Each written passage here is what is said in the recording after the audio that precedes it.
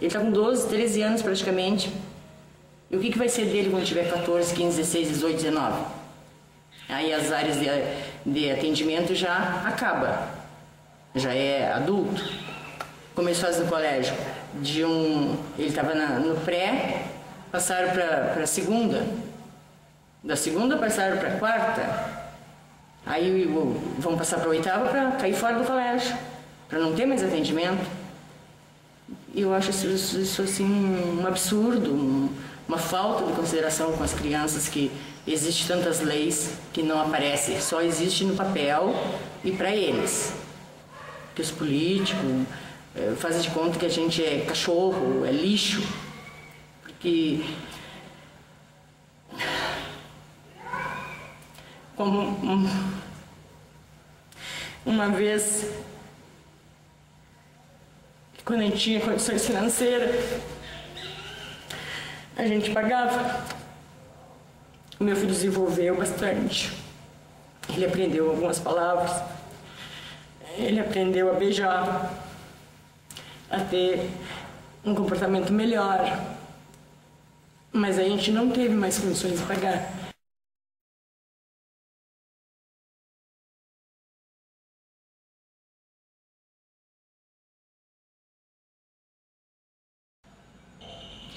O Rafael, ele tem síndrome de Down e autismo. Ele tem agora 31 anos. Bom, a nossa maior dificuldade, então, sempre foi essa questão de ele ter um lugar para estudar, para se desenvolver e para ter a sociabilização, para que ele convivesse com outras pessoas. Alguns lugares que a gente levou, o Rafael sempre era feita uma triagem com ele e ele acabava sendo rejeitado em muitos ambientes, né? Então a nossa maior dificuldade, a minha maior dificuldade sempre foi essa, de saber o que fazer com o Rafael, onde é que a gente vai levar. Não existia nenhum lugar, sempre aquilo foi tão impactante de ter sempre um não, sempre um não. A gente vai fazer a triagem, sempre era aquela expectativa, agora vai dar certo. E aí vinha um não, ele não vai se adaptar aqui, ele não vai ser bem recebido, e a gente foi acabando desistindo. Ele ficou em casa durante muitos anos, desde os 8 anos até 28, 27 anos, que a gente conseguiu então uma instituição onde ele é muito feliz hoje.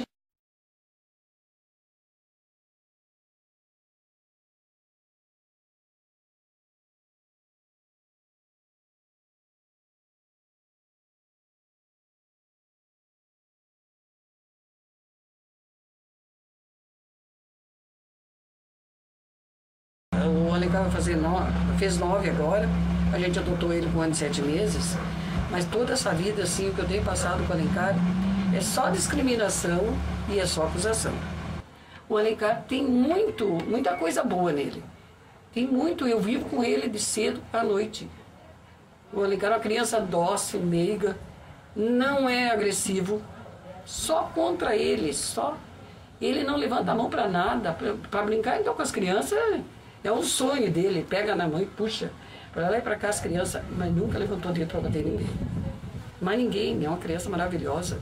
E nós sabemos que o problema dele não é com medicação que vai melhorar.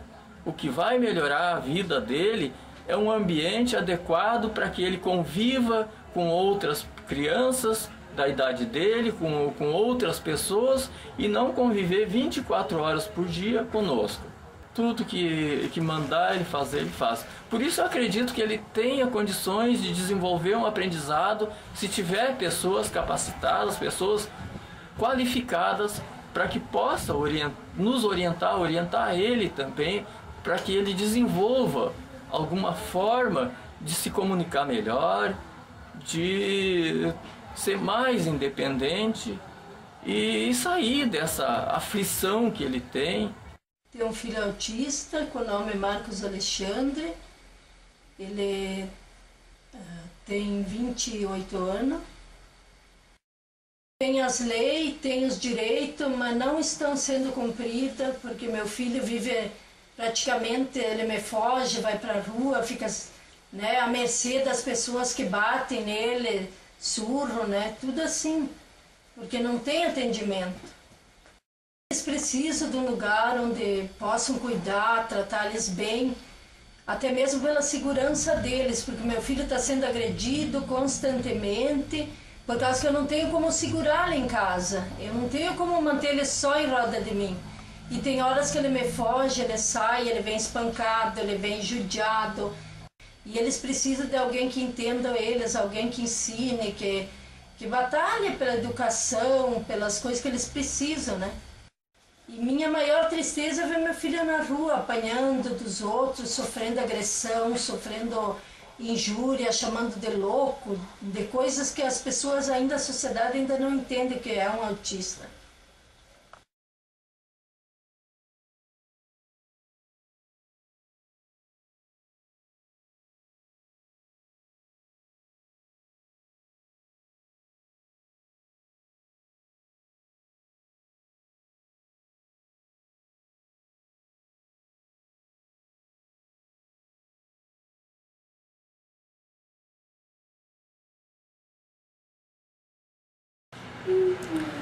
Bom, aí a gente mudou de Pelotas atrás de atendimento, né? Fomos para Taquara. Aí em Taquara ele fazia os atendimentos terapêuticos, trocou 7 vezes de pessoas que atendiam ele. 7 pessoas diferentes atendendo ele durante 1 ano. Ele vinculava uma pessoa, trocava para outra pessoa. Eu também lá em Taquara tentei inscrever ele numa escola pública. Ele estava com 6 anos já, tinha que entrar no primeiro ano do fundamental. Fui até no conselho tutelar, tentando vaga para ele, não teve jeito, ninguém ajudou. Aí a gente mudou mais uma vez aqui para Bento Gonçalves para conseguir esses atendimentos. Aqui em Bento a gente conseguiu o atendimento terapêutico na Gota d'Água, na Associação Gota d'Água. E aí, assim, senti que o meu filho tá sendo um cidadão, assim. E ele ser tratado como cidadão, ser visto como pessoa, ter pouca coisa, assim, direito reconhecido mesmo. Faz uma diferença em tudo, assim, na minha autoestima de mãe, de ver aquela criança que eu tenho certeza que pode, que os outros vejam que pode também, que consegue.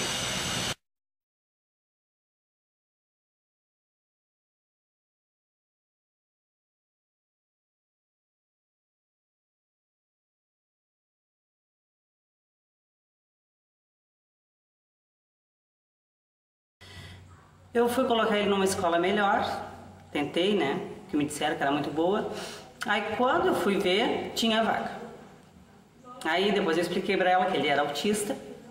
No outro dia de manhã ela me ligou e disse que não tinha mais a vaga, que ela tinha se enganado e que aí ela tinha pesquisado, não sei o que ele não poderia ficar na turma que ela achava que ele poderia, que ele teria que ficar numa outra que não tem vaga.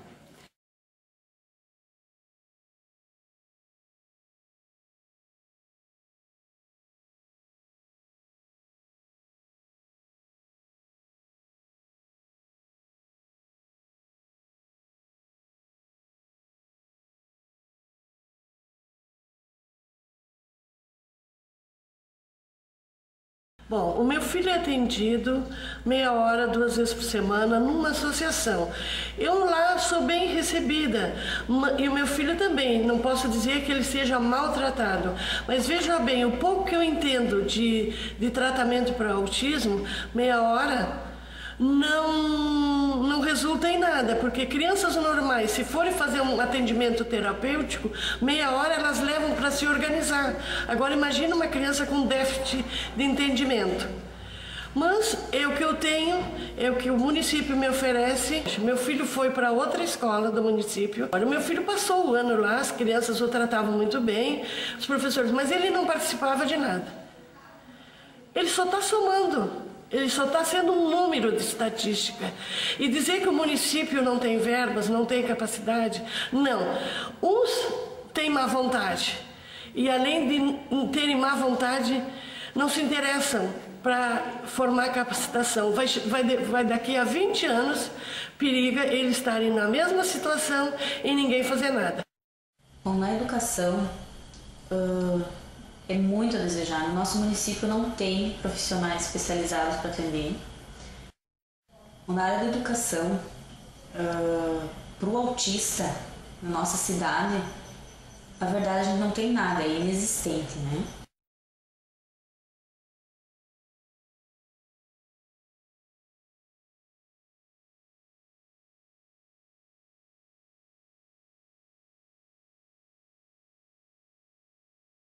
Então tem escolas que não têm interesse de ter educador especial para não se comprometer com esses especiais. Em vez de lutarem para educador especial, subdividir os especiais e pouco tempo assim de atendimento para o meu filho. Só 2 tardes para o meu filho. A semana tem 5 dias, eu falei para a professora segunda, terça, quarta, quinta e sexta que o meu filho deveria ir para a escola e ele só vai ganhar atendimento terça e sexta, porque as outras, segunda e quarta é para outra turminha de especial, na quinta é só para um que não tem condições de estar com ninguém, aí então aquele fica atendimento na quinta só. Quando ele teve 6 anos, me chamaram para conversar, porque ele já tinha passado da idade de ficar na creche e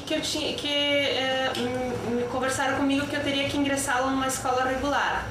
Eu procurei então a escola do bairro, conversando com a diretora. Enquanto eu conversava com a diretora, ele quase quebrou todas as portas dos banheiros da secretaria, surtou, gritou. Eu sabia que a escola não tinha estrutura para recebê-lo e que ali eu não tinha condições de deixá-lo. Eu comecei a ser atendida numa associação, 45 minutos uma vez por semana, o que também não deu muito certo, pois a pessoa não tinha especialização em autismo, não tinha nenhum mínimo de conhecimento em autismo.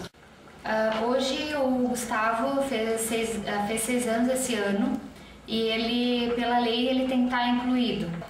Só que o que a gente se depara é com muita inexperiência das pessoas que estão trabalhando na rede. Porque como me disseram, não te preocupe mãe, a gente vai cuidar do teu filho. Quando eu levo meu filho para a escola, eu penso, cuidar, eu cuido em casa. Eu preciso que eduquem, que ensinem ele a ele ter independência. Porque é muito bonito falar em tratamento precoce. Ele já vai perder o tratamento precoce pela demora de serem tomadas atitudes de pessoas que deviam estar mais envolvidas no assunto. E pior do que ter o diagnóstico do autismo, vocês podem ter certeza que essa dificuldade toda que a gente passa todos os dias de estar em busca, de estar sempre insegura do que vai estar sendo feito, de se aquele profissional que tu está levando é o correto, se é aquele profissional mais indicado para estar cuidando do teu filho. O ano passado, por exemplo, queriam colocar a minha filha. Ela não fala, ela não segura a mamadeira, ela usa fralda, ela é totalmente dependente, ela é um bebê grande. No passado, por causa da idade dela, eles queriam colocar ela a fazer português, matemática, ciência, informática. Eu fiquei assim, ó, super chateada, porque se a minha filha não sabe falar, não sabe segurar uma mamadeira, por que todos esses anos não trabalharam em coisas específicas para crianças autistas? Como que ela vai aprender ciência, inglês, informática? Coloca na cabeça. Então, assim, para tu ver a capacidade de profissionais, eles sabendo, a Duda vai lá desde os 2 anos e meio, ela não fala, ela não segura uma madeira, ela é um bebê grande, como que ela vai fazer todas essas matérias? Então, assim, ó, é uma ofensa, eu me senti muito magoada, muito ofendida. Por que fazem isso? Então, por que não se qualificam para trabalhar com crianças autistas? Eu me pergunto. Por quê? Por que não ensinaram a minha filha a segurar uma mamadeira?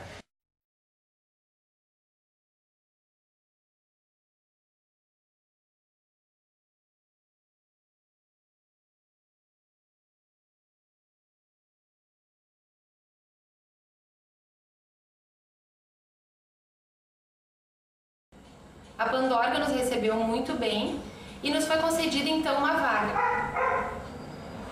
Tendo conseguido a vaga, nós procuramos então o Ministério Público para que fosse feita uma denúncia pedindo então que a Prefeitura de Esteio nos fornecesse o transporte e nos pagasse então a matrícula na escola Pandora. Nós fizemos essa denúncia no Ministério Público, a prefeitura então foi intimada e a manifestação da prefeitura de Esteio foi a seguinte: eles nos ofereceram uma vaga numa escola regular para que a Fernanda, que é deficiente visual e autista, então fizesse parte do EJA, que é o ensino à noite, sendo que a Fernanda não é alfabetizada. Então a prefeitura de Esteio nos ofereceu passe livre na lotação para que ela fosse então para o EJA à noite, e nós conversamos com o promotor informando que seria impossível, tendo em vista que a Fernanda não consegue se locomover sozinha em função da deficiência visual, em função do autismo, ela tem medo de atravessar a rua, ela não sai do lugar se ela não tiver alguém perto dela, ela muitas vezes se torna agressiva, ela fica insegura em determinados lugares, com muito movimento, com muito barulho.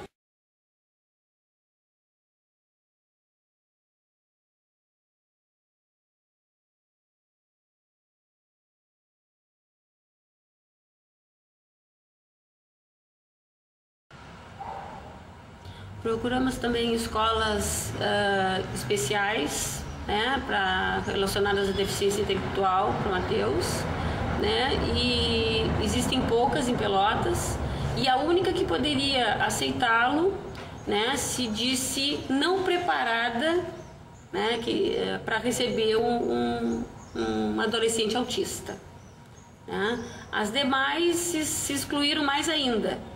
Então, a gente fica se perguntando, se uma escola especial não vai estar preparada, né, uma escola destinada a criança especial não vai estar preparada ou se preparar para receber uma criança autista, que outras escolas vão recebê-lo então? Meu nome é Flávio, sou pai da Ana Flávia, ela tem 10 anos. A gente veio de Porto Alegre para Erechim para tentar um atendimento melhor para ela ser autista. Como em Porto Alegre achamos um atendimento muito precário, um deslocamento de ônibus muito grande para levar ela para uma escola que não era especializada em autismo, aí a gente veio para Erechim. É meio complicado, um autista está dentro de uma sala de aula com mais 20 alunos, sendo que o autista não para, muito agitado, e tendo uma professora normal para as outras 20 crianças e uma específica para ser autista, sem muito curso, sem muito preparo, é complicado. Olha, é muito difícil segurar uma criança autista preso dentro de uma sala de aula durante 2, 3, 4 horas, sem ter um conhecimento, sem ter uma formação específica para o autista. Eu estava precisando de alguém para ir lá na escola porque o Gabriel estava... A professora não aguentava mais. Não é o mal da professora, que a professora é maravilhosa, mas é que assim, botam 14 crianças especiais com uma pobre professora. Me diz se eu com um filho só dentro de casa, eu não consigo. Agora imagina, 14 crianças, cada um de um jeito, numa escola. Aí o meu filho ficou na inclusão. Quando conseguiam, levavam ele para a sala de aula. Às vezes mais do tempo dormia uma parte, conseguia fazer ele dormir para conseguir trabalhar com as outras crianças. Eles não conseguiam mais atender ele. A inclusão só deu assim, sérios, eu peguei o professor, pegando dos bracinhos dele, apertando os bracinhos na cadeira, sacudindo ele, a outra do lado gritando com ele. Então aí eu vi por que ele estava tão agressivo. Eu chegava em casa, a jaquetinha dele, os punhos da jaqueta todo molhado, molhado até embaixo, assim, quer dizer, ele não estava fazendo nada na sala. Ele apenas estava mordendo a jaqueta. Ele se sentiu rejeitado. Então ele começou a agredir os coleguinhas.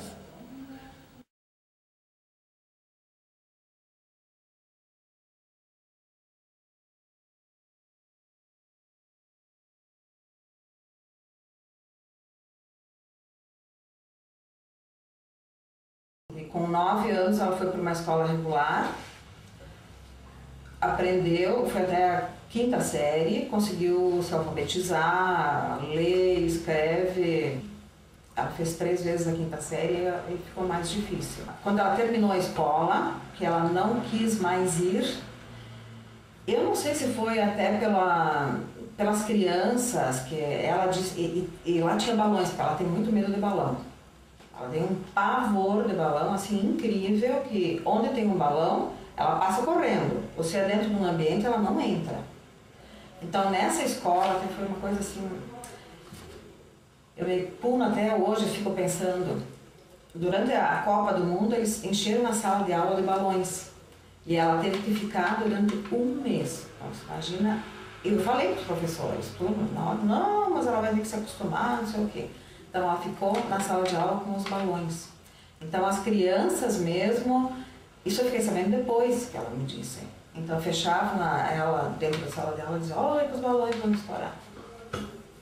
Eu não sei se foi por aí, deve ter começado por aí. Aí ela não quis mais ir.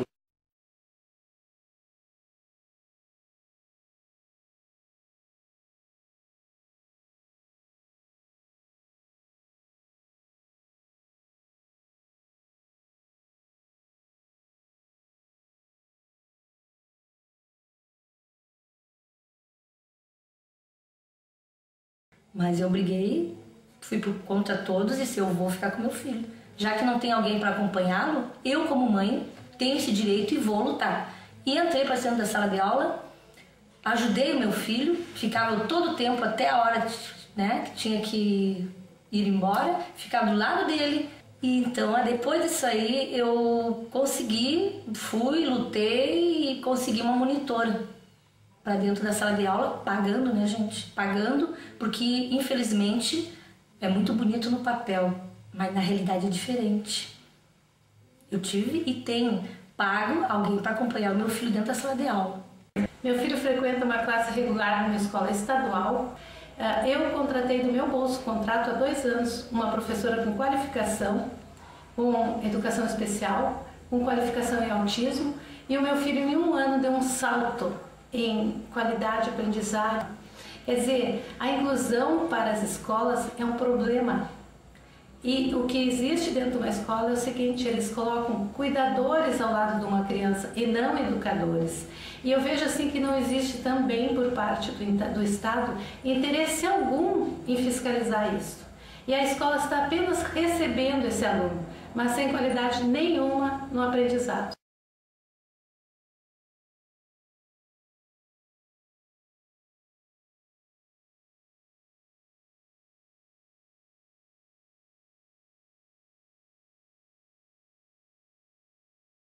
Quanto ao atendimento especializado, a gente está tendo uma dificuldade muito grande em Erechim.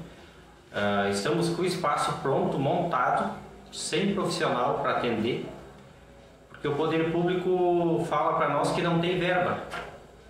Eu só queria lembrar aos nossos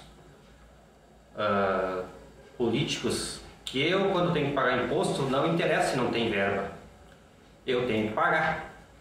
Então, onde estão os direitos que nós temos, né? Se eu tenho muita dificuldade com a minha empresa, que a gente passa, às vezes, no final do mês falta dinheiro para cobrir, né?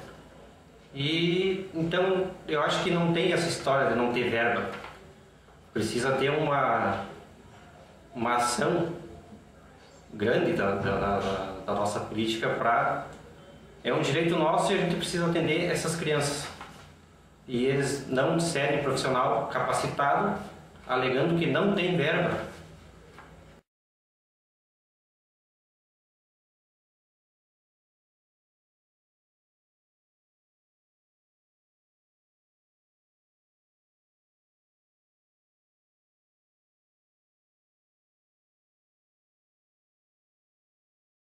Eu fui num posto de saúde para consultar com ele, para ter um encaminhamento, né, para consultar aqui em Pelotas. Mas aí me encaminharam para a Secretaria de Saúde para atendimento em Porto Alegre com um neuropediatra. Cheguei lá e disse, vai demorar de 1 mês a 2 meses para essa consulta. Nós vamos te ligar, te avisando quando é que vai ser a consulta. Aí, passados vários dias, não me ligava. Eu liguei, daí consulta, vai sair ou não? E ela disse, vai demorar, quando tiver prontas, vai sair. Eu tive que ficar em cima deles, né, para conseguir esse atendimento, demorou, tanto foi que eu falei que elas Não, mas nós vamos marcar. Aí marcaram essa consulta, né, para mim, lá em Porto Alegre. Chego em Porto Alegre com o Rafael, né, lá no hospital, né. Aí disseram para mim, olha, mãe, tu vai ter que esperar um pouquinho. Aí chego lá, a mulher disse, olha mãe, essa consulta aqui está errada. No caso, eu digo, para o neurocirurgião. Não, mas eu pedi para um neuropediatra. Ainda me encaminharam errado. Né? Mandaram para um neurocirurgião, era para um neuropediatra. Né? Aí tá, aí eu consultei, já que eu estava lá, né? Eu disse, não, agora vamos consultar. Passamos a manhã inteira lá, cansados, né? Ele correndo de um lado para o outro, eu cansado, ele também estressado. Aí o doutor disse, olha, dona Rosana, o Rafael, no caso eu não sou neurocirurgião, né? Não tendo caso de autismo, né? Não tenho relação. Eu vou te dar um novo encaminhamento, vai para a tua cidade de novo e pede para eles marcarem para um neuropediatra, que nós não temos conhecimento sobre o autismo, né? Nós não podemos fazer te ajudar em nada. Aí tá, eu volto a Pelotas de novo, aí demora mais um mês novamente para eles me agendarem para esse neuropediatra. Muito bem. Aí agendaram, passou acho que uns 15 dias, aí foi mais rápido. 15 dias fui para o neuropediatra em Porto Alegre, num outro hospital. Esse hospital, cheguei lá, o médico também era uma sala pequenininha, aquele monte de corredorzinho cheio de gente, né, esperando a consulta. Quando eu entro no consultório para consultar com o médico, ele, como é autista, não para quieto, é agitado, né, começou a caminhar de um lado para o outro, o doutor começou a se irritar com ele, né? Ah, mas ele não para, mãe. Digo, mas é que ele é autista, ele não para mesmo. Ele não consegue ficar quieto, ele está nervoso, o ambiente é diferente, não está acostumado. E aí o doutor olha para ele, nem olha para a cara dele, né? Nem olha para mim, né? Eu falando com ele, o que ele tem, mãe? O Rafael é autista, né, tal, só que ele não tem o laudo ainda, que ele é autista. Aí eu disse, olha mãe, ele tem um desvio de comportamento. Tá, mas o que é isso?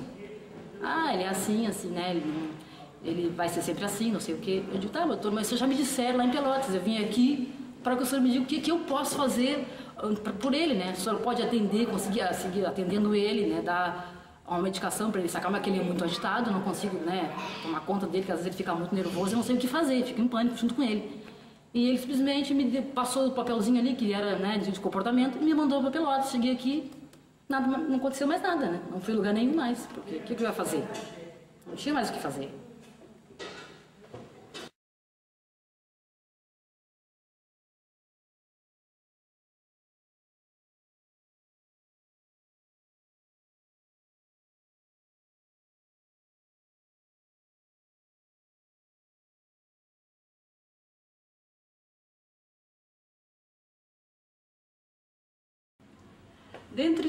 Dentre várias dificuldades encontradas, né, no atendimento de todas as áreas, uma das mais sérias, que eu digo, né, foi a parte odontológica. Mas o desconhecimento, o total desconhecimento dos profissionais, né, sobre o autismo foi muito difícil. Eu recorri aos órgãos públicos, né, no começo, tive uma dificuldade enorme, né, de aceitação, teria que ser um atendimento hospitalar, né, não tinha condições de ser clínico, e a dificuldade de levar o meu filho até a porta de um hospital, até a entrada do hospital, foi tudo muito desgastante, né? Para ele deve ter sido muito pior do que para nós, com certeza, né? Até culminando no fato de entrar no hospital com a maior dificuldade, né? Traumatizando até ele, né? Por tudo diferente, né? Para ele aquilo tudo era monstruoso, né? Conseguimos entrar no hospital com muita dificuldade, conseguimos um quarto que também não era o quarto adequado, porque eu teria que ter um quarto, uma coisa privativa, não aconteceu, né? Era um quarto com mais 3 pessoas, e culminando de ficar um dia e meio no hospital, sem o médico chegar, o médico, o profissional no caso, ele toda vez se mostrou com medo de chegar perto do meu filho sem nem ao menos conhecer. Ele não estava preparado, né? Não tinha preparo algum, desconhecimento total, né? E foi a pessoa que foi indicada pela Secretaria da Saúde. Né? E culminou no fato de ele ficar no hospital um dia, no dia que foi marcado, simplesmente o médico disse que não poderia atender porque tinha uma outra urgência, né? Como se o meu filho não fosse urgência, no momento a urgência era ele, né? E no final das contas eu tive que fazer um atendimento, né? Particular, no caso, em outra cidade, né? Porque na minha cidade não tinha, e foi tudo muito difícil, foi mais difícil ainda, se tornou muito mais difícil, porque aí ele já estava traumatizado.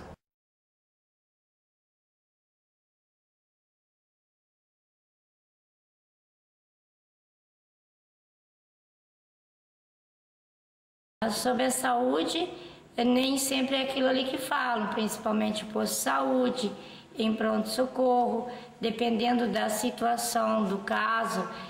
Muitas vezes eu já tive que esperar muitas horas na fila com o meu filhinho nos braços, principalmente em posto de saúde, onde eu já tive que ficar esperando, às vezes, da primeira hora da manhã até as 11 horas da manhã, sentada no banco com o meu filhinho, para conseguir um atendimento, que não é assim de chegar e ser atendido no ato.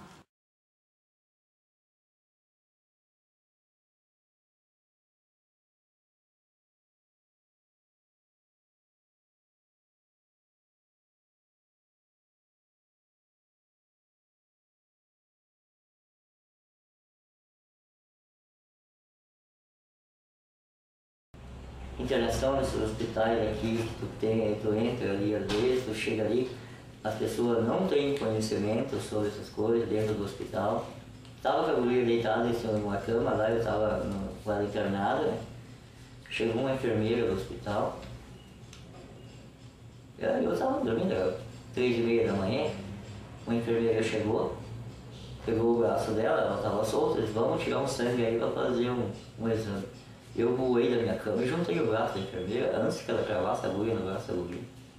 E se ela chegasse a cravar a agulha no braço da guria, aquela agulha ia voar não sei aonde e rasgava o braço da guria e ia se machucar as duas, né? Aí eu disse para ela, pode parar, se tu tem mais gente, chama para ajudar, porque senão só nós dois também não conseguimos. Não vamos conseguir segurar ela. Daí ela voltou e disse, então vamos deixar para a parte da manhã que tem mais gente, né? Falta de conhecimento, né? Se ela conhecesse um pouco mais das coisas, ela não ia cometer um ato desse. Se eu não me acordo, ela ia fazer uma barbaridade para aquele tipo de coisa que ela ia fazer, né? Ia cravar aquela agulha do braço da guria, ia rasgar o braço da guria, ia quebrar aquela agulha dentro e ia acontecer o pior ali naquele momento, né? Então a gente foi atrás para conseguir neurologista. Só tinha um posto na cidade, naquele único posto no outro lado da cidade. Tinha que ir 5 da manhã na fila para conseguir uma ficha para encaminhar para consulta com ela. Fomos tentando nesse meio ano, só que a gente não tem condições. É eu, minha mãe e o Murilo. Então, como é que a gente vai ir 5 da manhã, cortar a cidade a pé? Ou ir com ele? Ou vamos deixar com quem? Não tinha como, senão não consultamos ele mais. Daí agora em Canoas a gente conseguiu todo o atendimento, todo especializado dele. A medicação que a gente conseguiu na farmácia básica veio com a caixinha, com a bula corretamente. Na outra farmácia da outra cidade não tinha, vinha só a medicação, eu não tinha orientação nenhuma sobre o que era, para que era. Conseguimos um encaminhamento do médico para conseguirmos fraldas para o meu filho. E nosso agendamento, a gente está fazendo por telefone, tudo pode ser feito lá bem rapidinho.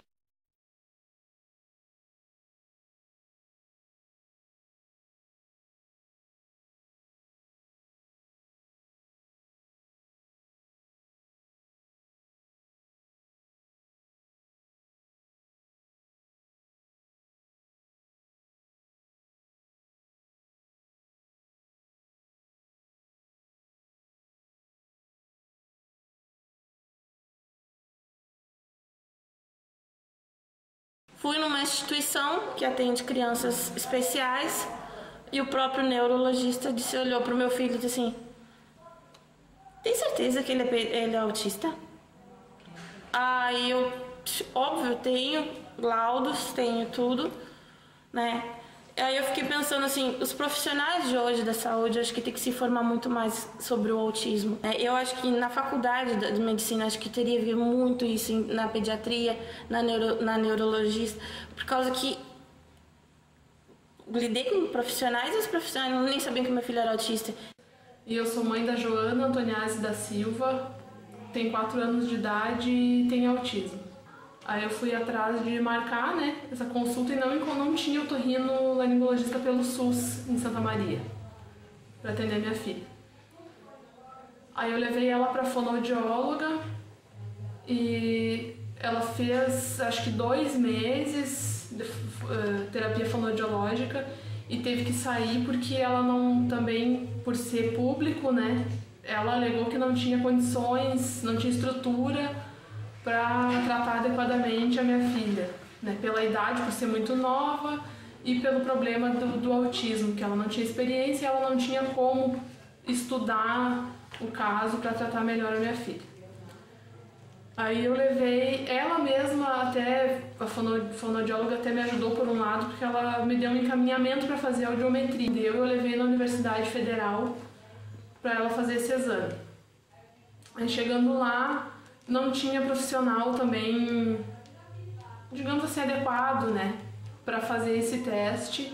Aí os estudantes estagiários tentaram fazer audiometria com a Joana e não conseguiram fazer de uma primeira vez. Também não houve grande empenho, assim, grande insistência, então acabou que a Joana saiu de lá com um laudo dizendo que ela não pôde fazer o exame por falta de colaboração da paciente.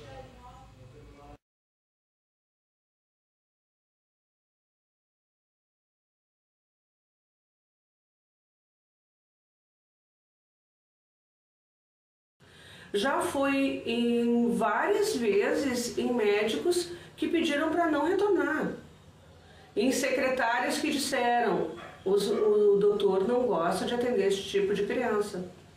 Na época, eu só sabia voltar para casa e chorar. Eu não sabia o que fazer.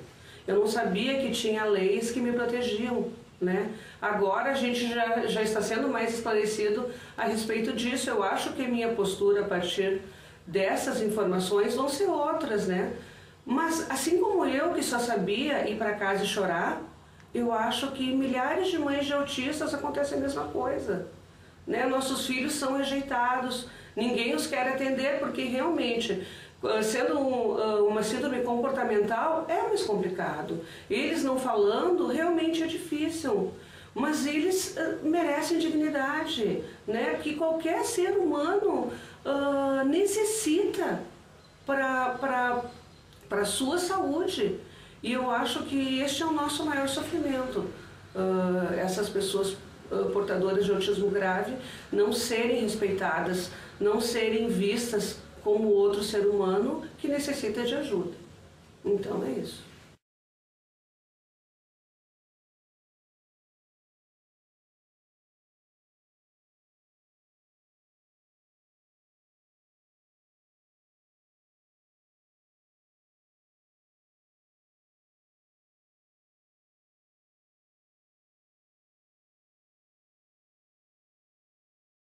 Por 4 vezes, o Júnior fez perícia médica para conseguir o benefício assistencial, sendo que as 4 vezes foram negadas.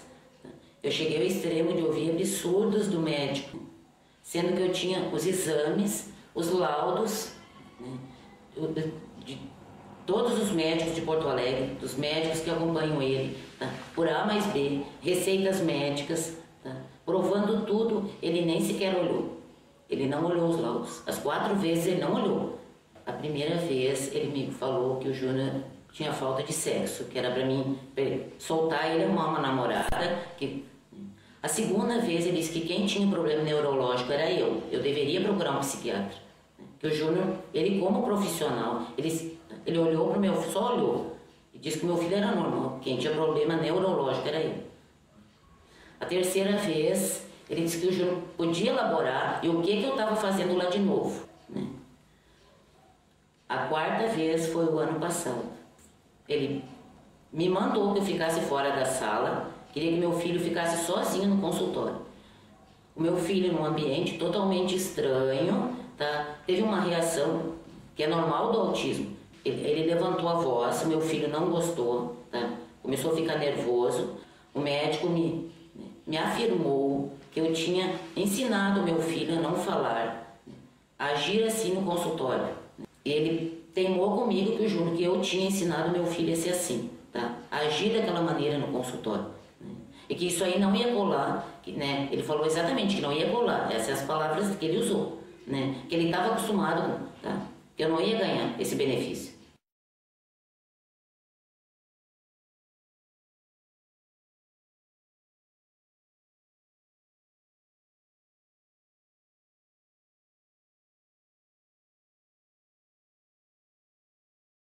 Eu sou mãe de 2 meninos, o Daniel, de 6 anos, e o Davi, de 4 anos. Os dois têm um diagnóstico de autismo. Desde sempre, nós sempre pagamos o tratamento das crianças. Acho que porque são 2 e com a idade tão perto um do outro, e a dificuldade sempre foi muito grande, então nós sempre procuramos tratamentos particulares, mas sempre nós tivemos que pagar por esse atendimento. Eu sou professora, eu fui pegando mais 20 horas, foi aumentando a minha carga horária de trabalho, meu marido também, para que esse atendimento fosse realizado. E vale a pena, claro, né? Nós esperávamos que o Estado promovesse isso. O Estado não promoveu e nós não temos como esperar por esse atendimento. Eu fico pensando que as pessoas que não conseguem pagar por esse atendimento especializado, a dificuldade que deve ser para elas. Então, nós buscamos, né, uma ajuda médica para auxiliar no diagnóstico do Christopher.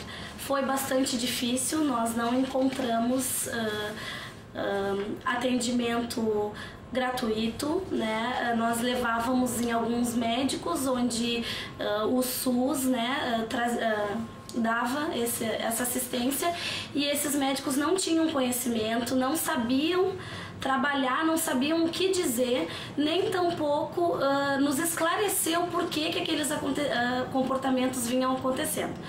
Foi então que nós encontramos uma colega nossa que é enfermeira, uma colega da família, que nos deu o nome de um médico neurologista de outra cidade. Então nós buscamos, né, contato, ligamos para saber. O valor era um valor exuberante da consulta. Nós não tínhamos na época condições de pagar esse valor. Então, além da consulta, o médico não fazia nada se não tivesse um exame, que era o eletroencefalograma do sono, né? Então nós tivemos que buscar meios para conseguir essa consulta. Resultado foi que os meus pais, que são os avós do Christopher, que são as pessoas que criam ele, buscaram a venda de um carro que nós tínhamos bem velho, né? Na época ele era um carro bem velhinho. Nós vendemos o carro então para buscar o valor dessa consulta e poder buscar esse diagnóstico do Christopher. Quando a Beatriz deu alta do hospital, nós voltamos para Alegrete, a cidade onde a gente morava. Só que lá em Alegrete não tem neuropediatra, não tem atendimento nenhum para criança autista. Em função da Beatriz, nós nos mudamos de Alegrete para Bento Gonçalves, porque nós descobrimos que aqui tinha gota d'água.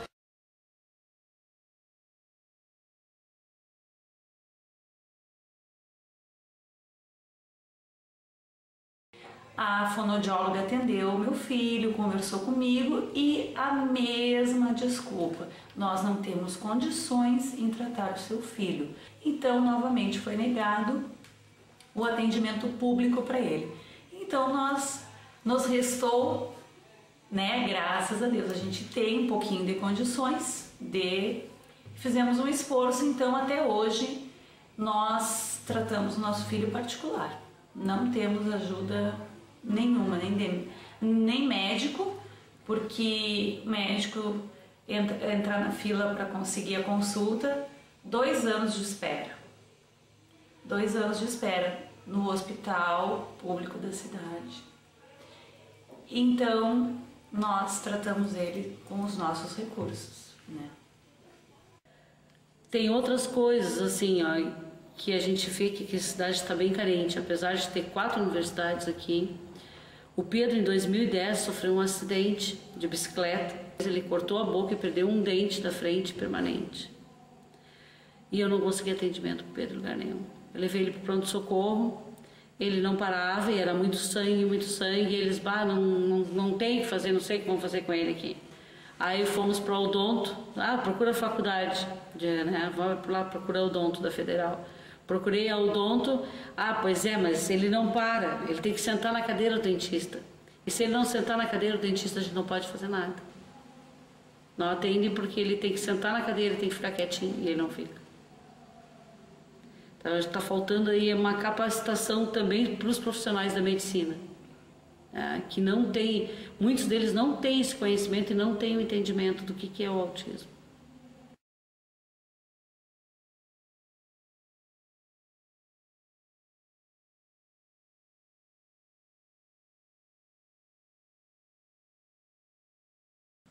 Tá difícil, eu pergunto para um, pergunto para médico, pergunto para tudo, eles não sabem me dizer o que eu devo fazer. Eu só queria, assim, uma coisa que desse resultado. Eu já estava afim de ir tal, né, dessa doutora lá em Porto Alegre, porque todo mundo me diz que é fantástica, né? Mas não sobra dinheiro, né, pra gente ir toda hora. Eu sei que eles têm direito, né?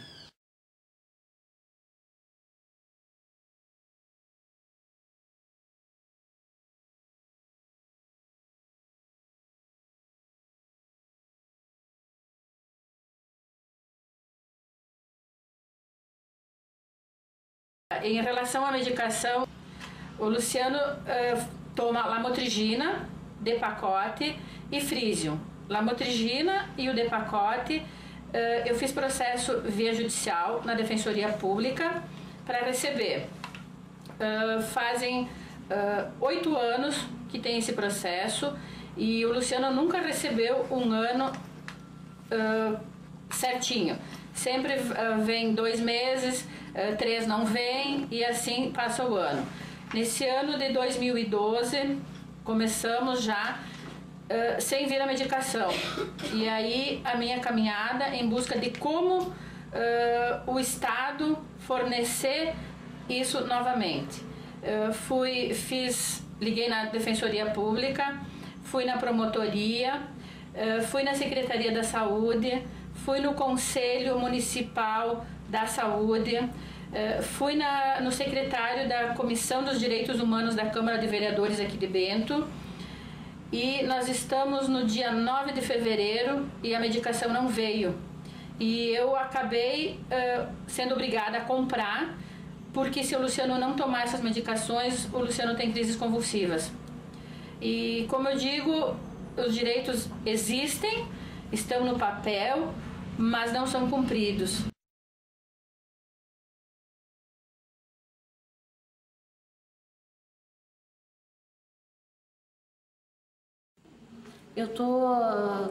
O meu filho, o Wellington, né, ele toma Risperidona, né, de 2 miligramas.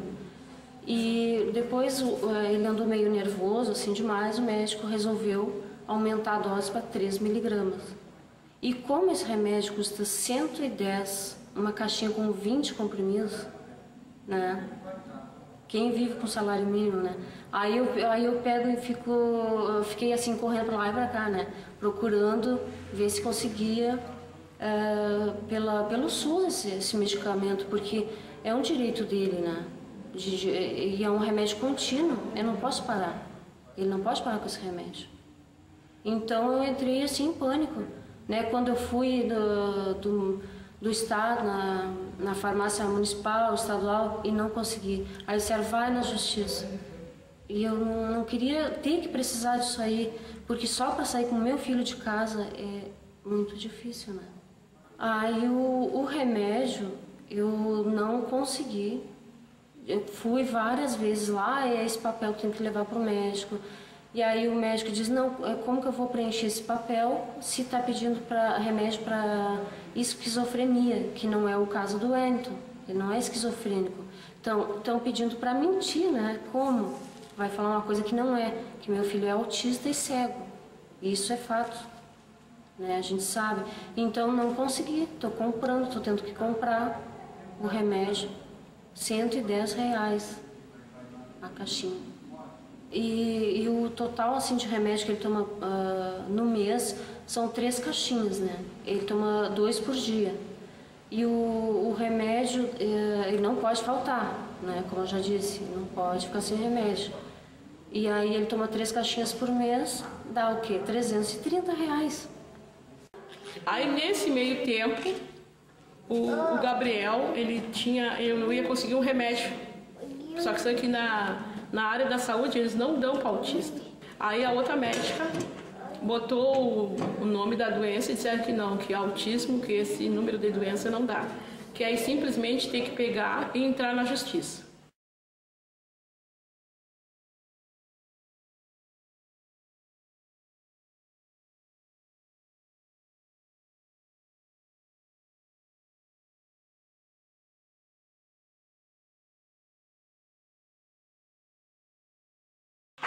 As medicações, o Eric faz uso de 2, que seria a risperidona, né, de 1 miligrama 2 vezes ao dia, e o ácido valproico, que ele usa 3 vezes ao dia, né. O ácido eu consigo retirar pelo SUS, pela farmácia popular, né. Eu retiro, vou lá todos os meses, retiro os 90 comprimidos que o Eric usa por mês. Já a risperidona não, porque a prefeitura, o SUS, não fornece a risperidona com o CID do autista, que é o F.84. Né? Então, o que eles nos sugeriram uma vez foi que a gente trocasse o CID disse para o médico que ele trocasse o CID da criança, no caso, que seria o CID, não me recordo, mas eu acho que é o F.10, uma coisa assim. Né? Mas não é certo isso, porque não é o que o Eric tem. Então, eu não me propus a fazer isso, porque não é uma coisa certa. Né? Então, o que eu faço? A maneira como eu recebo só o benefício dele mesmo, né? Eu e ele, eu mando manipular, que a gente sabe que não é a mesma coisa, mas é o caminho que eu achei de poder estar dando a medicação para o Eric, mandando manipular. Depois, quando passou, né, para a cidade do município, assim, Novo Hamburgo, muitas vezes eu fui buscar, não tinha. Né? E insisti mais vezes em buscar, não tinha. Até que eu desisti.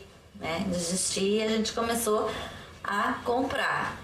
Sobre o medicamento, o meu filho não consegui para ele o medicamento por causa que disseram que a minha renda estava R$10 acima da renda permitida e que ela disse para mim com todas as letras lá na farmácia municipal que eu não tinha necessidade o suficiente, ela disse que eu não era pobre o suficiente para ganhar o remédio de graça que eu tinha condições de comprar.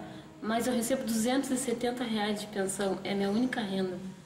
E aí ela disse que não precisava porque o remédio era barato. Ele usa o risperidona e o ácido valproico, que acho que é o Tepaquene, se eu não me engano. E o remédio eu tenho que comprar. Não tem outra opção. E o custo do remédio, o ácido valproico, custa em torno de uns R$25 cada vidro. Ele toma 4 por mês. E o risperidona eu tenho que fazer manipulado porque sai mais barato e aí sai em torno de uns R$29, R$30 também. E é o que eu tenho condição de pagar, não tenho mais.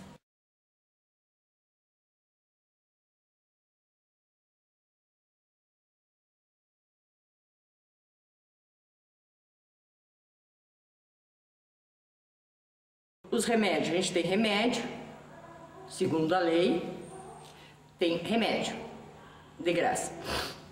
É mentira, não tem. Eu pedi o remédio, foi negado.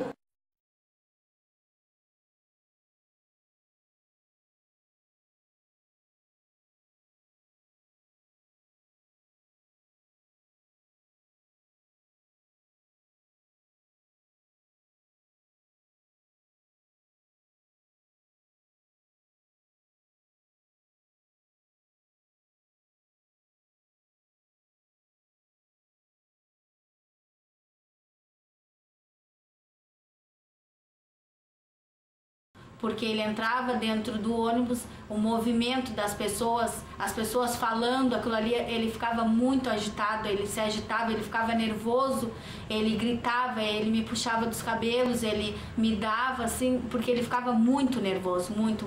E as pessoas ficavam tudo olhando, o preconceito também, porque ficam olhando e acham ridículo, acham que é umas crianças que não tem nada, porque a aparência deles, se tu olhar, não parece que tem problema. E aí naquele dia o Nicolas teve um nervosismo, ele ficou muito nervoso, ele colocou a instituição, bem dizer, abaixo. Aí foi onde elas viram que realmente o que eu estava passando, e aí até depois de 2 meses me conseguiram um transporte público para mim poder levar o meu filho e trazer, mas até então meu filho teve que quase dar um troço nele para elas me darem e me conseguirem esse transporte. Quanto à Kombi na saúde, eu pedi, eles me disseram que não, que ele tinha a perna e caminhava, tá? Eu digo assim, mas ele, se eu entrar num ônibus que estiver cheio, eu tenho que largar, descer, tirar ele do ônibus, esperar outro que venha mais vazio, porque ele não pode estar em aperto, se fica louco. Ele fica super irritado no ônibus, às vezes eu tenho que descer para que ele não machuque alguém ou se machuque, várias vezes aconteceu isso, dele ficar com um braço roxo, um galo na cabeça, né, de se machucar.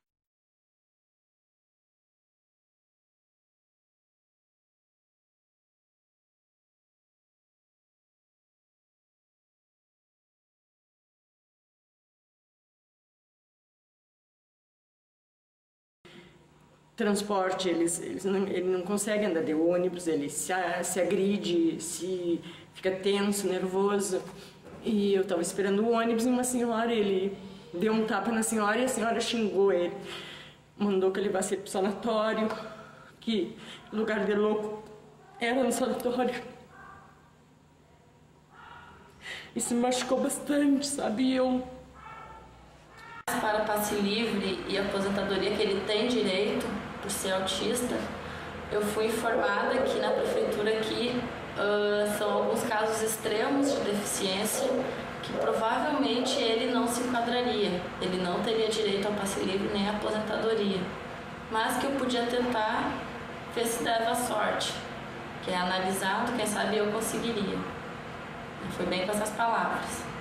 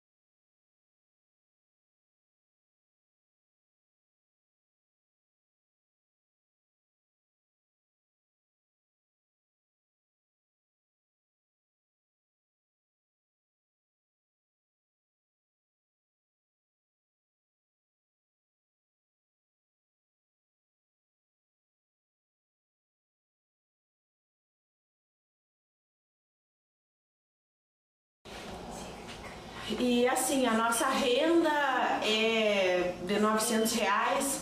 Esses R$900 a gente tem que pagar o aluguel, que custa R$450, água, luz, alimento, fralda, leite e fora a escola, que esse ano eu consegui uma escola regular para Beatriz, que custa R$280.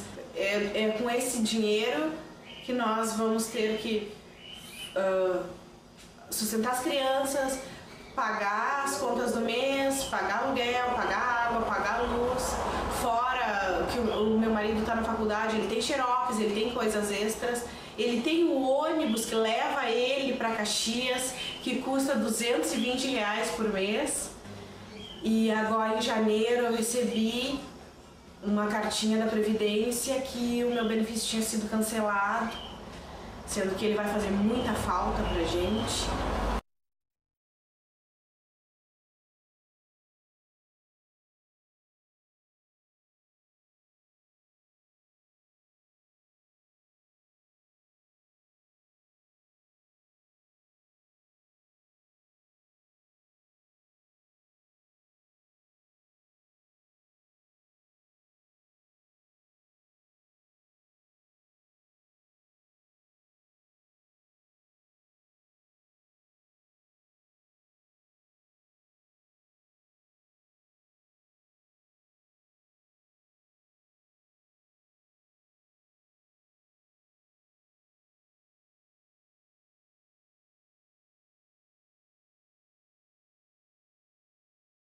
Teve um momento que fomos levados até um hospital psiquiátrico, porque nos foi indicada a internação num hospital psiquiátrico. Só que eu achava que no caso do autismo a mãe poderia ficar junto. Quando eu fui avisada de que não poderia ficar junto, que nem a mala de roupas que eu levei poderia entrar com ela, nem o aposento, o quarto onde ela iria ficar, eu não poderia ter acesso, nem de conhecer, ali eu disse não, aqui ela não vai ficar, ela vai para casa comigo. Então, eu acho que o que está faltando é muito mais capacitação na área médica, um amparo maior às famílias nesse momento, um pronto-socorro que atenda em casa, dentro do ambiente familiar, né? Que essa pessoa não seja tirada da sua casa de forma violenta, com contenção, com uso de medicações fortíssimas, mas muito mais cautela nisso, né? Nesse atendimento, um pouco mais de afeto, de humanização, e que essas pessoas possam ser assistidas o quanto mais perto da família possível. Nós não podemos ficar doentes. O pai, a mãe do autista, ou o avô, a avó, aquela pessoa que cuida da criança, que tem obrigação, não pode ficar doente. Nós não nos permitimos isso. Mas nós somos seres humanos, né? E só quem tem um familiar autista sabe a carga, a dificuldade que a gente passa todos os dias, né? E às vezes nós deixamos nossa saúde de lado. Outro exemplo, fisioterapia. Sol, chuva, temporal. Tu tem que sair com os filhos no braço e levar. Eles chorando, eles tendo que fazer. Muitas vezes eu estando doente, bem doente, ali me arrastando, tive que levar. Porque é eu e a minha filha. Como vários pais, assim. Então, não é só no caso deles, e no nosso caso. Também ninguém pensa na nossa saúde. Eu já cansei de ir doente, já cansei de ir operada com os pontos, sair do hospital com os pontos e ter que levar a minha filha a fazer fisioterapia. Por que o profissional não pode vir até nas nossas casas e fazer esse atendimento de fisioterapia, de várias fono em casa? Imagine tu sair com essas crianças que têm a imunidade lá embaixo, invernão, geada, chuva, temporal, tu não pode, tu tem que sair. Tu tem que sair. Por que não podem vir nas nossas casas? Onde o governo dá carros justamente para esse tipo de tratamento em vários casos. Por que esses professores não podem vir trabalhar com as nossas crianças em casa, na nossa casa?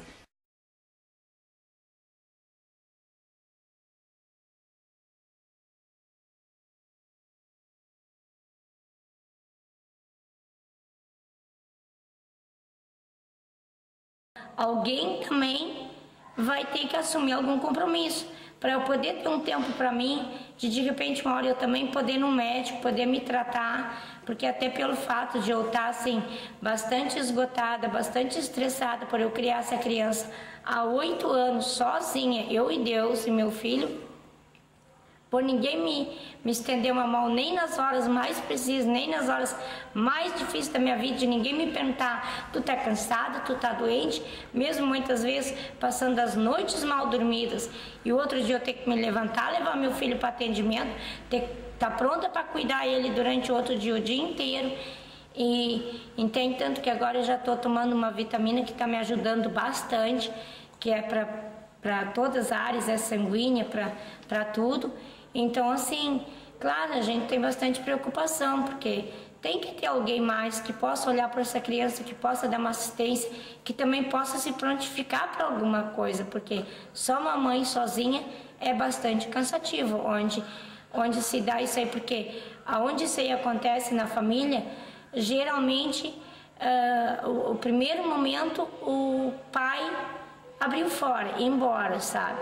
E aí a vida para uma mãe se torna muito cansativo, muito estressante. Nesse meio tempo, eu tive um tipo surto, um surto assim, eu fiquei muito nervosa, e o médico meu me receitou que eu tomasse calmante, tipo, mas eu não posso tomar, porque às vezes mesmo ele tomando o remédio dele, ele se acorda de noite. E aí só imagina como uma criança vai estar sozinha de noite acordada. Aí eu não tomei, eu me controlo e tudo mais, mas tem horas que me dá assim, ó, um desespero. E esse grau de estresse, hoje eu convivo com ele também, nós convivemos, tanto eu quanto a minha esposa. Hoje nós somos obrigados a tomar medicamentos para controlar a nossa ansiedade. E quando a gente passa alguns dias sem tomar esse medicamento, a gente sente que começa a esquecer tudo, começa a se desorientar, a se perder. Então a gente tem que voltar a tomar os medicamentos para se equilibrar. Hoje nós somos 3 pessoas doentes. Adotamos uma criança que pensamos que fosse saudável e não é uma criança doente, e hoje nós também nos tornamos pessoas doentes, sendo obrigados a tomar medicamento controlado para poder se manter equilibrado. Mais ou menos equilibrado, né? Porque equilibrado mesmo hoje a gente não se considera mais equilibrado. Há casos de crianças com autismo que não saem de casa, então essas crianças, essas pessoas precisariam de um atendimento, uma internação domiciliar.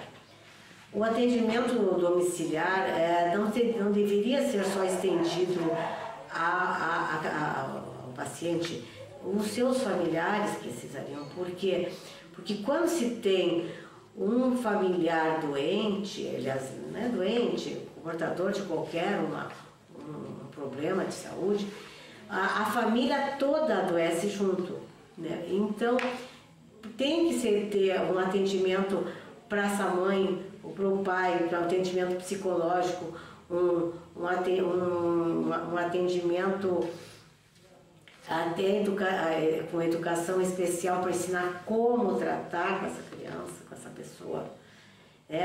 Um ensinamento de primeiros socorros. Então, nós precisamos urgentemente disso.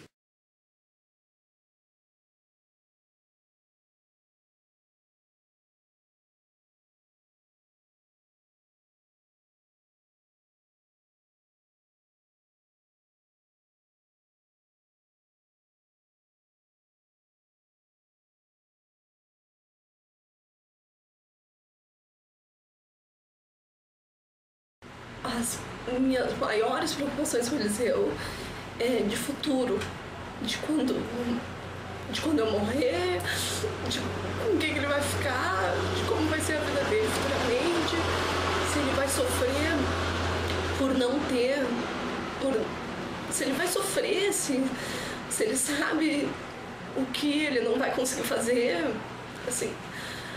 Se o autismo vai ser um sofrimento para ele, se ele vai conseguir expressar isso de alguma forma, assim, se ele vai se incomodar por não conseguir fazer o que todo mundo faz, e de quando eu morrer mesmo, a preocupação de que ele fique sozinho, de que não seja bem tratado, que não seja acolhido em algum lugar, que saiba tratar ele. Essa é a minha maior preocupação, de que ele venha a sofrer quando eu não estiver mais junto com ele. Hoje, como eu vim ter o Vinícius com 36 anos, então eu sempre digo que sou mãe e avó. Sei que um dia eu vou embora. Se ele poder se formar na profissão dela e for embora daqui, não puder levar ele, e aí? Aonde eu coloco o Vinícius? Aonde eu deixo tudo acertadinho? Não encontrei nenhuma escola lar, um lugar, uma casa lar, um lugar para ele. Porque o autista, ele é um pouco difícil de a gente entender. Que é a minha preocupação, que não existe lugar nenhum, uma casa lar. Ninguém se preocupa com isso. Uma clínica, eles não sabem trabalhar com autista. Hospital, é difícil. Então, onde colocá-lo? Então, essa é a minha grande preocupação. Já perdi sono e perco muitas vezes, pensando no futuro. Daqui mais uns anos, onde vou colocar o Vinícius? Aí a gente pensa, não, bota numa clínica, vende a casa da própria clínica, mas não sabem atender um autista. Não sabem.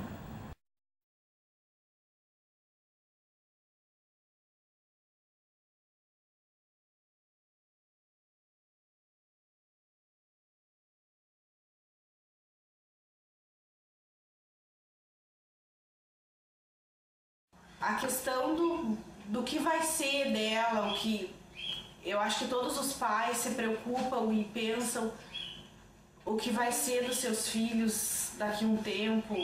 A gente sabe que a gente não é eterno também, e então a nossa preocupação é essa.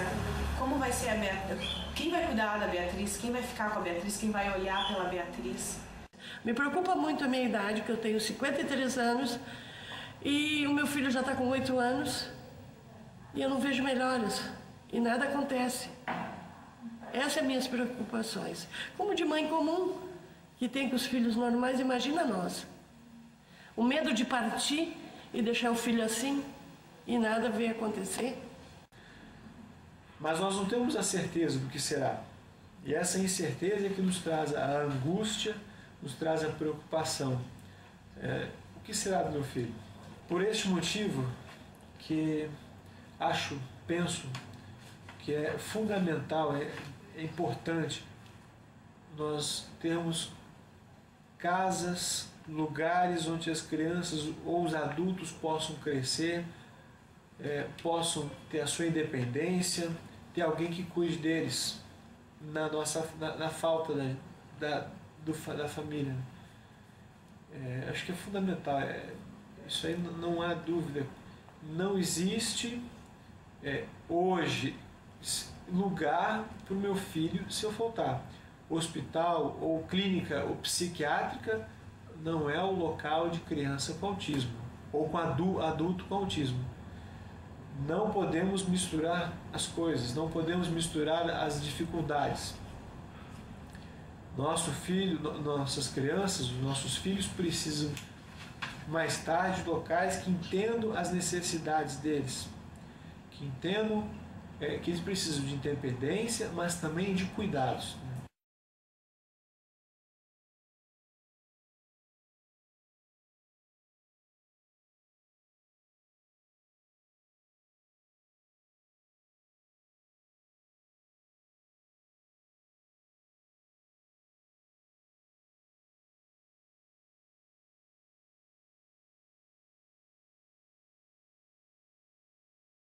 Então, a preocupação é realmente de quando a gente não estiver mais aqui. Isso é uma coisa assim que vai muito fundo, né, na gente. Então, a gente às vezes até pede assim, né? Eu mesmo sou uma mãe que peço muito que Deus não me leve antes do meu filho. Eu quero sofrer a perda do meu filho, mas não quero jamais que ele sinta a minha falta, né? E também não, sem saber o que pode acontecer. E de saber assim que não existe, ainda não existe, uma coisa concreta, um lugar onde eles possam ter um apoio, onde eles possam ter, né, ser recebidos como foram em casa, Isso aí é muito, muito desgastante para nós. Hoje, assim, a minha principal preocupação, a grande preocupação é aonde eu vou deixar a minha filha o dia que eu não puder cuidar mais, né? Porque a gente é humano, a gente vai ficando mais velho, né? A gente não sabe o futuro, né? E eu quero, assim, muito que ela tenha um lugar para ficar, né? Que ela vai ter pessoas que possam auxiliar ela, né? Porque sozinha ela não vai poder ficar. E ela depende exclusivamente de mim, né? Essa, sim, é a minha maior preocupação. E eu tenho um sonho, assim, de ter uma casa, assim, sabe? Um espaço onde ela vai morar, vai ter pessoas que vão cuidar, amigos que vão ficar com ela, né? De repente, esses amigos que ela tem hoje vão ser os amigos que ela vai ter, né?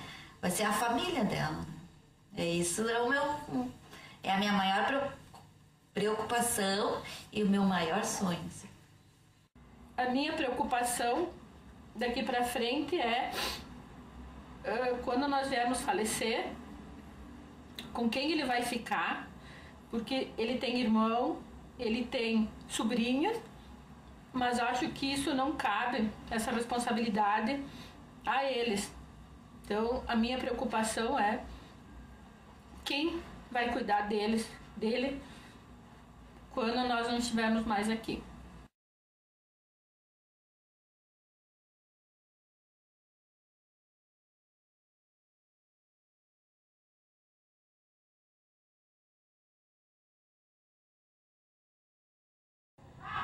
Ele vai ver como depois é grande. E nós vamos morrer. E aí? Como é que ele vai sobreviver? Quem é que vai cuidar dele? Qual é a pessoa que vai dar banho, vai vestir, vai... Ninguém vai fazer isso. São 2 filhos autistas que eu tenho. E eu vou ficar aqui até quando? Meu marido vai estar aqui até quando? Não é? Nós colocamos 2 filhos no mundo e 2 crianças especiais e que precisam de toda uma estrutura especial na volta deles. E os pais são finitos, não é? Uma hora eles... E o que vai ser dos meus filhos no futuro? E quando forem velhinhos, quem vai cuidar deles? E eu acho que essa é a preocupação de todo pai que tem um filho especial ou 2 filhos especiais.